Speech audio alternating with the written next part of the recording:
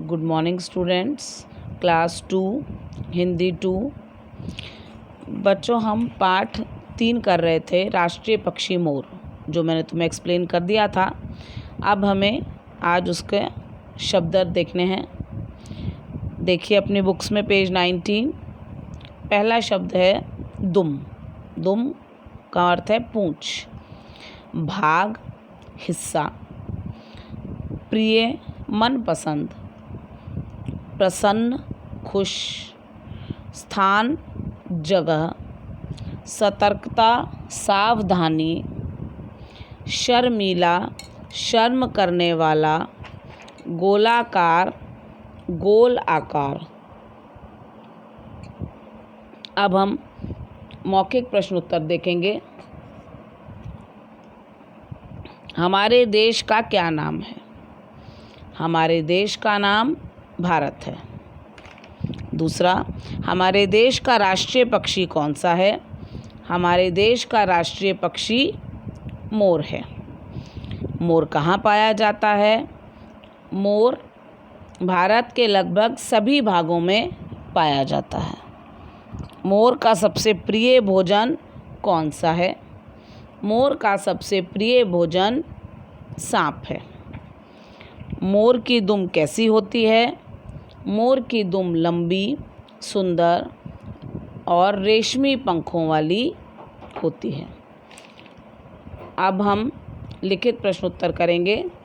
अब लिखित प्रश्न उत्तर देखिए।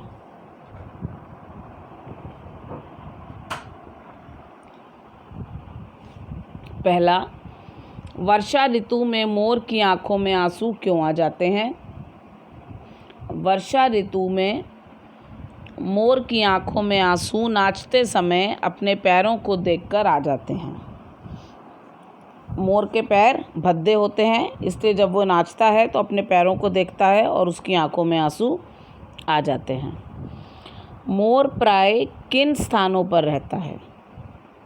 मोर प्राय झाड़ीदार जंगलों तथा विशेषकर नदियों अथवा झरनों के पास रहता है। मोर क्या क्या खाता है? मोर फल, फूल, पत्तियाँ, अनाज, कीड़े मकोड़े तथा चूहे आदि खाता है।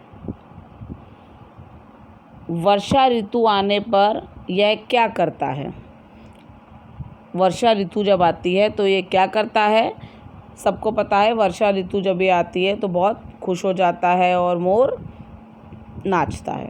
तो वर्षा ऋतु आने पर यह अपने पंख फैलाकर नाचता है। मोर के पंख किस काम आते हैं? मोर के पंख खिलौने तथा सजावट की वस्तुएं बनाने के काम में आते हैं। मोर के पंखों के खिलौने बनते हैं और सजावट की वस्तुएं बनाई जाती हैं। अब इसके बाद एक्सरसाइज 2 देखेंगे। दिए गए शब्दों की सहायता से खाली स्थान भरिए। मोर के सिर पर डैश होती है, कलंगी होती है। यह स्वभाव से बहुत डैश होता है, शर्मीला होता है। यह स्वभाव से बहुत शर्मीला होता है। मोर के समान मोरनी भी सुंदर होती है। मोर के समान, मोर के जैसी मोरनी भी सुंदर होती है। इसके डैश भद्दे होते हैं, इसके पैर भद्दे होते हैं। अब हमें नीचे देखना है। पाठ से ओ की मात्रा वाले शब्द लिखने हैं, कोई भी 5। आप कोई भी शब्द लेकर लिख सकते हैं, मैंने यहाँ दिए हुए हैं। मोर, मोरनी, गोलाकार, चंदोबा, शोर। आप और भी पाठ को देखेंगे तो आपको और भी बहुत सारे शब्द इसमें ओ की मात्रा वाले मिल जाएंगे। आप कोई भी 5 शब्द ओ की मात्रा वाले इसमें आपको लिखने हैं। अब ये हमारा इतनी एक्सरसाइजेज हो गई। उसके बाद भाषा बोध दिया हुआ है। इसको हम कॉपी में नहीं करते हैं, भाषा बोध को, इसको हम बुक में ही भरेंगे। तो शब्दों के पर्यायवाची लिखने हैं। कमल, पंकज, सरोज, पक्षी, खग, विहग। सिर का मद, शीर्ष, पुष्प का, फूल और कुसुम। ये आपको स्लाइड में दिख रहा होगा। उसके बाद देखें, सेकंड एक्सरसाइज है, दिए गए शब्दों के उल्टे अर्थ वाले शब्द लिखिए।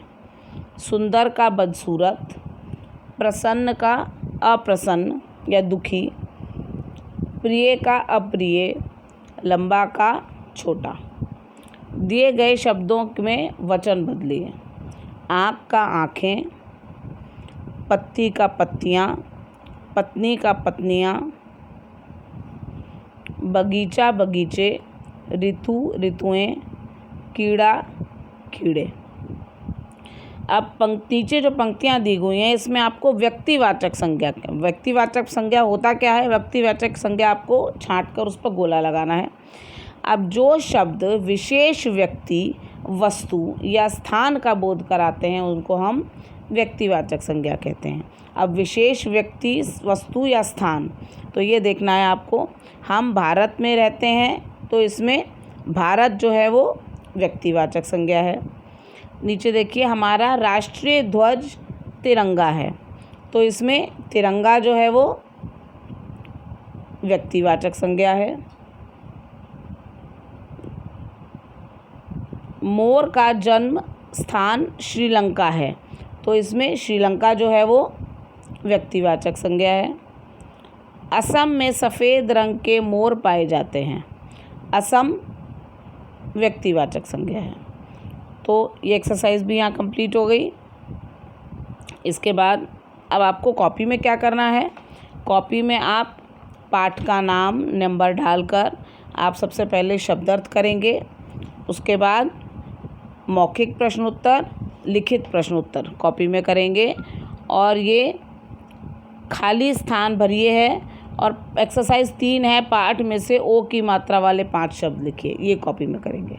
बस इतना ही कॉपी में करना है। भाषा बोध कॉपी में नहीं करेंगे, ये बुक में करेंगे, बुक में ही रहने देंगे, बुक से ही पढ़ेंगे इसको, ठीक है।